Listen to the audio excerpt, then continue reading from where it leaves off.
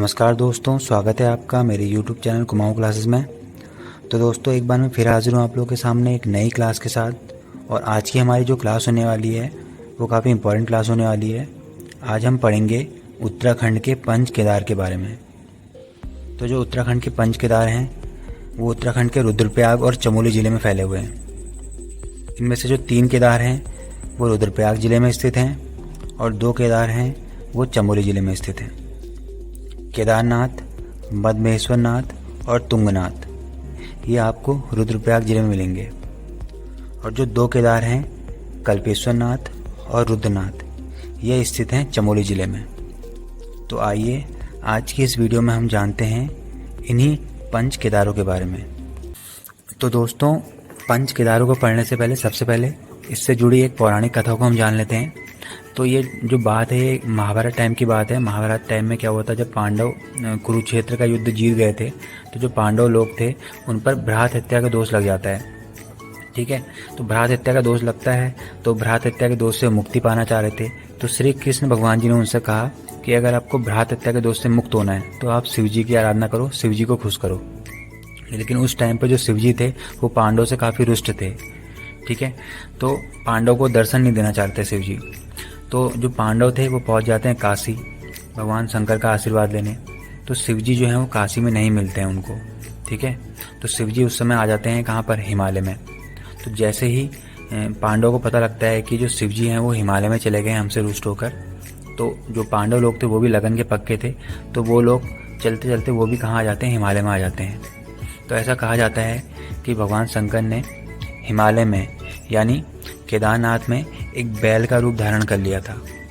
ठीक है, और वो अन्य जानवरों के संग चरने लग गए थे।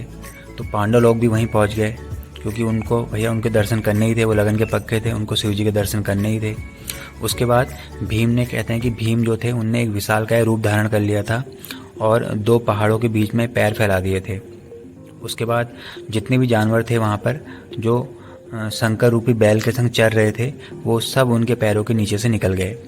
लेकिन जो बैल थे शंकर जी के रूप में वो उनके पैरों से नहीं निकल पाए। तो भीम समझ गए कि ये जो बैल हैं ये भगवान शिव ही हैं। तो जैसे उनको पता लगा वैसे ही जो बैल थे वो अंतर्ध्यान होने लग गए, ज़मीन के अंदर घुसने लग गए। तो वैसे ही भीम उन पर झपटे और उन्होंने क्या करा, उनका जो पीछे का भाग होता है यानी जो कुबड़ वाला भाग होता है उसको पकड़ लिया। ठीक है, बाकी तो पूरा अंतर्ध्यान हो गए थे वो, सिर्फ जो कुबड़ वाला जो पार्ट था, पीछे का हिस्सा था, पृष्ठ भाग, पीठ वाला हिस्सा था, वो वहीं पर रह गया केदारनाथ में। तो वो जो पीठ वाला भाग है, वो पृष्ठ वाला भाग है, उसी की पूजा की जाती है केदारनाथ में। तो कहते हैं कि सबसे पहले जो दर्शन दिए थे शिव जी ने वो वहीं पर दिए थे पांडव को दर्शन, केदारनाथ में। उसके बाद भगवान शंकर पांडव की जो भक्ति थी, दृढ़ संकल्प था, उसे देखकर काफ़ी प्रसन्न हुए थे और उन्होंने तत्काल दर्शन देकर पांडव को पाप मुक्त भी कर दिया था। उसी समय से जो भगवान शंकर की जो बैल की पीठ की आकृति है वो पिंड के रूप में श्री केदारनाथ में पूजी जाती है। ऐसा माना जाता है कि जब शंकर भगवान जो बैल के रूप में जब अंतर्ध्यान हुए थे तब उनका मुख रुद्रनाथ में, उनकी भुजाएं तुंगनाथ में, नाभि मद्महेश्वर नाथ में और जटा कल्पेश्वर नाथ में प्रकट हुए थे। इसीलिए इन 4 स्थानों सहित केदारनाथ को पंच केदार कहा जाता है। यहाँ आपको बड़े बड़े भव्य शिव जी के मंदिर देखने को मिल जाएंगे। तो ये हमने पढ़ा पंच केदार के बारे में। आइए अब इन मंदिरों को हम थोड़ा विस्तार से समझते हैं और हम शुरू करेंगे केदारनाथ से। केदारनाथ मंदिर जो है वो मंदाकिनी नदी के तट पर स्थित है और इसकी महत्वता की वजह से ही गढ़वाल का प्राचीन नाम केदारखंड भी पड़ा था। इसकी समुद्र तल से ऊंचाई है 3584 मीटर और जो केदारनाथ मंदिर है वो शिव जी के 12 ज्योतिर्लिंगों में से भी एक है। आइए अब जानते हैं इस मंदिर के निर्माण से संबंधित बातों को। तो ऐसी मान्यता है कि केदारनाथ मंदिर का निर्माण पांडव के पौत्र जन्मेजय द्वारा कराया गया था। फिर कालांतर में इसका जीर्णोद्धार कराया था आदिगुरु शंकराचार्य ने। केदारनाथ जो मंदिर है वो खर्चाखंड, भरतखंड और केदारखंड पर्वतों से घिरा हुआ है। केदारनाथ मंदिर की जो निर्माण शैली है वो कत्यूर शैली है या नागर शैली, यानी जो मंदिर बना हुआ है ये नागर शैली में बना हुआ है। यह एक छत्रयुक्त मंदिर है और इसके जो गर्भगृह है, गर्भगृह में एक ग्रेनाइट की त्रिकोण आकृति की शिला है जिसकी पूजा की जाती है। मंदिर में आपको प्रदक्षिणा पथ भी देखने को मिलेगा और इस मंदिर में जो आपको ब्राह्मण मिलेंगे यानी जो पंडित देखने को मिलेंगे वो मिलेंगे रावल पंडित, जिन्हें जंगम ब्राह्मण भी कहा जाता है।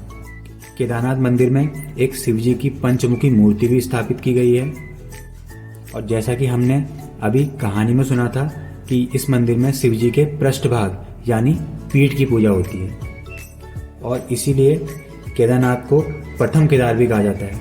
तो केदारनाथ को प्रथम केदार इसलिए कहा जाता है क्योंकि सबसे पहले शिवजी ने पांडवों को यहीं पर दर्शन दिए थे।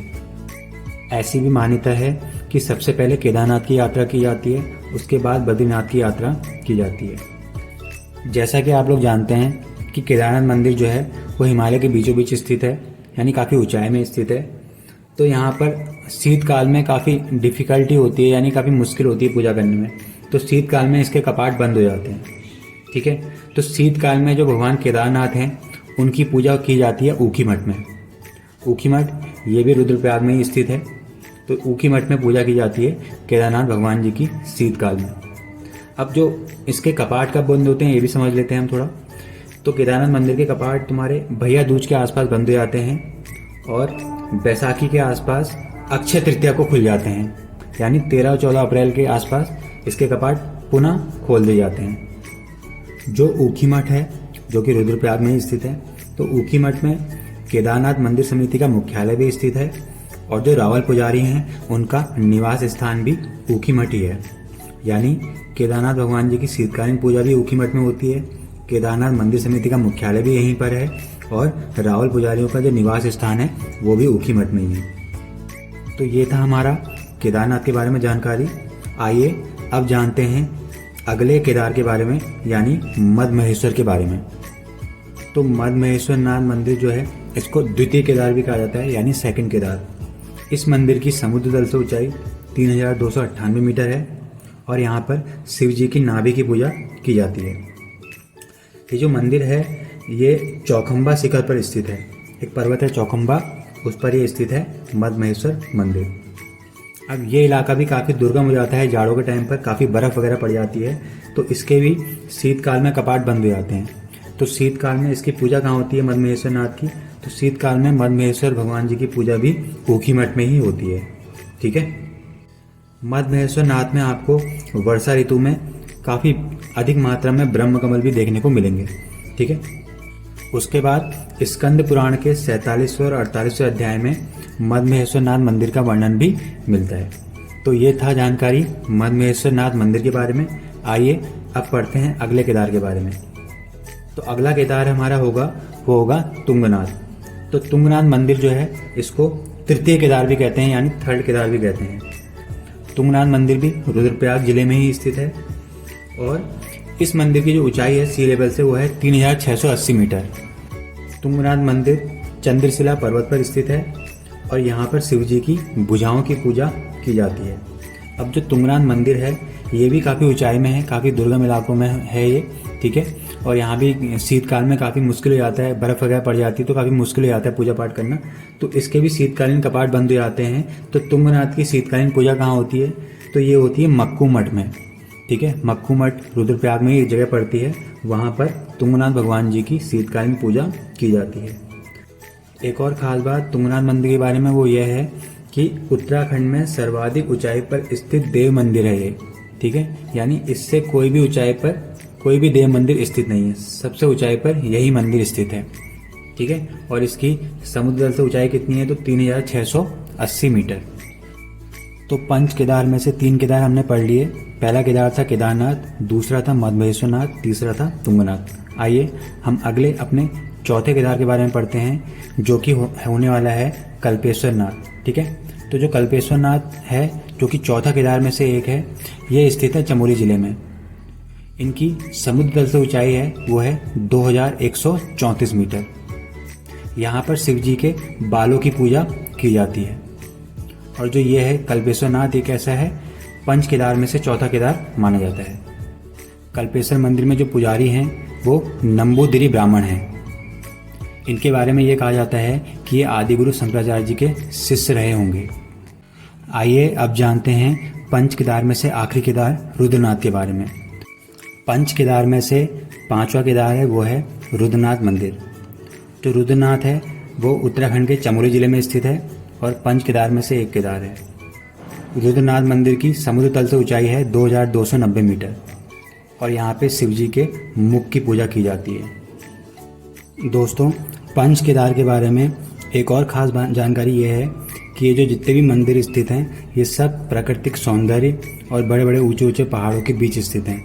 तो यहाँ आप आसानी से पहुँचा जा सकता है। आप जाइए, ईज़िली आप यहाँ पर दोस्तों संग ट्रैक करके जा सकते हैं और भगवान शिव की आराधना कर सकते हैं। तो दोस्तों, ये थी जानकारी पंच केदार के बारे में। आप लोग को कैसी लगी ये वीडियो ज़रूर बताइएगा। मिलते हैं अगली वीडियो में, तब तक के लिए बाय बाय।